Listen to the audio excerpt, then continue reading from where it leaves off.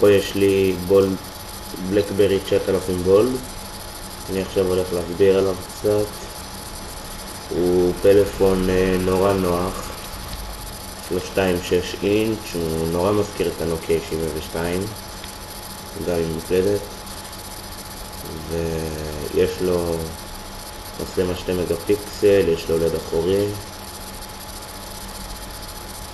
יש לו את הגלגלת שהיא יותר נוחה מהריבוע הרגיל, לא יודע, לפי דעתי יותר נוחה.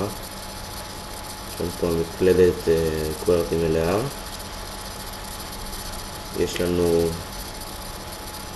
חיבור אוזניות רגיל, חיבור USB של MP רגיל, יש לנו פה לחצן, פה יש לנו כרטיס זיכרון. אגב, הגישה לכרטיס זיכרון לא הכי נוחה, יהיה לכם קצת קשה להוציא אותו, אבל מסתדרים. פה יש לחצן של מצלמה, לחצן הגברה, לחצן השתקה סלש נעילה, ויש לנו כיסוי מאור לפלאפון, כיסוי ממש יחלוס את הפלאפון.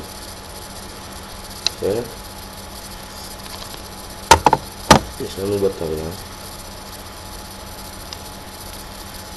יש לנו, פה אנחנו מכניסים את הסים, אגב השליפה היא נורא מהירה.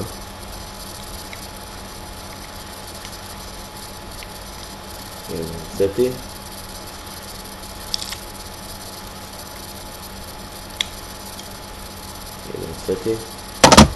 תראו באיזה מהירות אני מחזיר.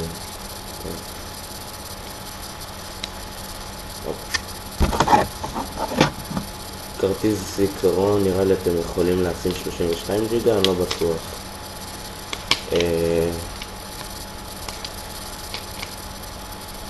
בעיקרון זה כל החיצוניות שאתם צריכים לדעת.